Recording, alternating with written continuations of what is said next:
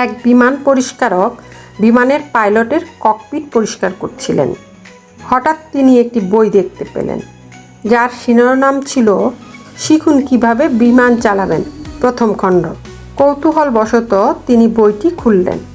প্রথম পৃষ্ঠায় লেখা ছিল, ইঞ্জিন চালু করতে লাল বোতাম চাপুন। তিনি লাল বোতাম চাপলেন আর বিমানের ইঞ্জিন চালু হয়ে গেল। এতে তিনি অত্যন্ত খুশি হলেন। এরপর তিনি দ্বিতীয় পৃষ্ঠাটি খুললেন। দ্বিতীয় পৃষ্ঠায় লেখা ছিল, বিমান চালানোর জন্য নীল বোতাম চাপুন। তো তিনি নীল বোতাম চাপলেন আর বিমানটি দারুণ গতিতে চলতে শুরু করলো।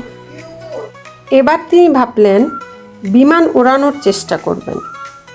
তিনি তৃতীয় পৃষ্ঠাটি খুললেন।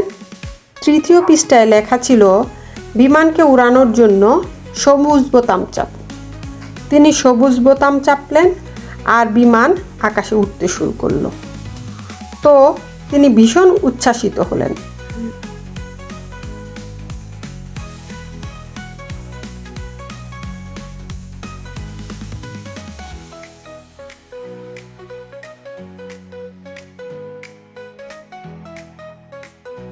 কিন্তু 20 মিনিট পরে তিনি সিদ্ধান্ত নিলেন বিমানটি মাটিতে নামাবেন। তো যে চিন্তা সেই কাজ। তিনি দ্রুত চতুর্থ পৃষ্ঠাটি খুললেন। চতুর্থ পৃষ্ঠায় লেখা ছিল, বিমান কিভাবে নামাতে হয় তা জানতে চাইলে বইটির দ্বিতীয় খণ্ডটি কাছের বইয়ের দোকান থেকে কিনুন। তো বুঝতেই পারছেন এখন বিমান পরিষ্কারকের কী অবস্থা।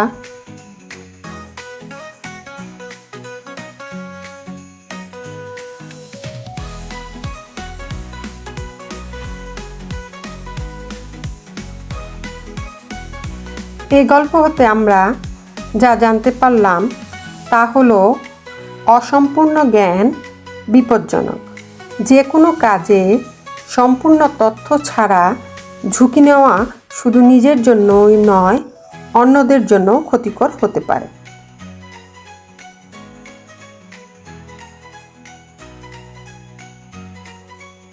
জীবন ও শিক্ষার প্রতিটি পর্যায়ে ধাপে ধাপে এগোতে হয়।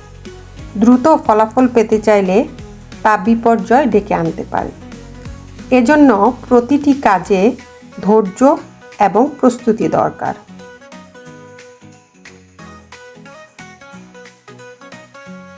পরিকল্পনা ছাড়া কাজ করলে বা পুরো বিষয় না জেনে কাজ করলে তা জীবনে বিপর্যয় ডেকে আনবে।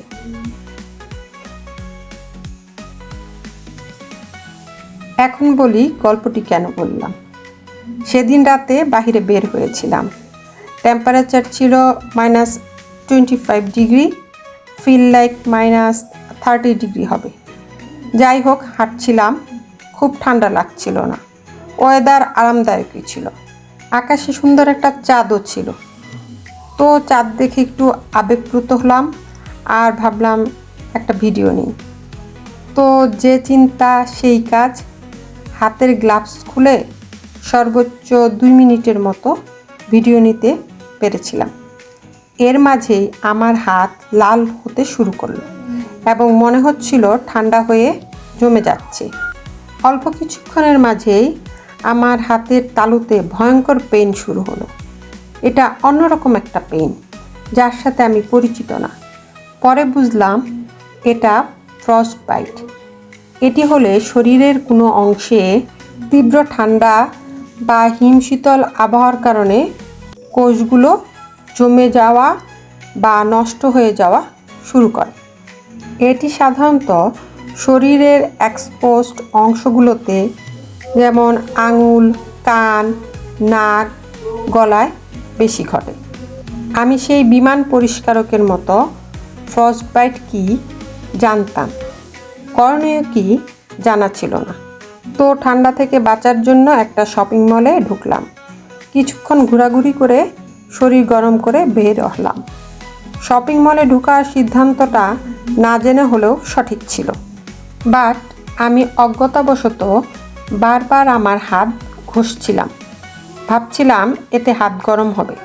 দেশে তো আমরা শীতকালে তাই করতাম। কিন্তু আমি জানতাম না ফ্রস্টবাইটের ক্ষেত্রে ঘষা বা আক্রান্ত জায়গায় চেপে ধরা আরও ক্ষতিকর। যাই হোক, বাসায় এসে গুগল আর চ্যাটজিপিটি সার্চ দিয়ে ফ্রস্টবাইট সম্পর্কে পূর্ণ তথ্য নিলাম। সাথে এই সিদ্ধান্ত নিলাম সম্পূর্ণ তথ্য না জেনে আর কোনো বিষয়ে পণ্ডিতি করব না। আমার কপাল ভালো, আমি ফ্রস্টবাইটের প্রাথমিক লক্ষণেই ওভারকাম করতে পেরেছি, যদিও এখনও হাতের আঙুলে ব্যথা আছে।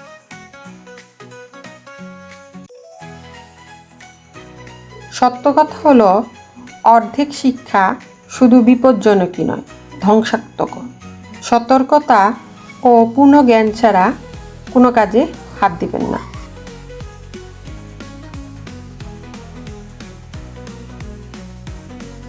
আজ এ পর্যন্তই। ভিডিওটি কেমন লাগলো জানাবেন। আবার কথা হবে অন্য কোনো ভিডিওতে। পরিবারের সদস্য নিয়ে ভালো থাকবেন। খোদা হাফেজ। আসসালামু আলাইকুম।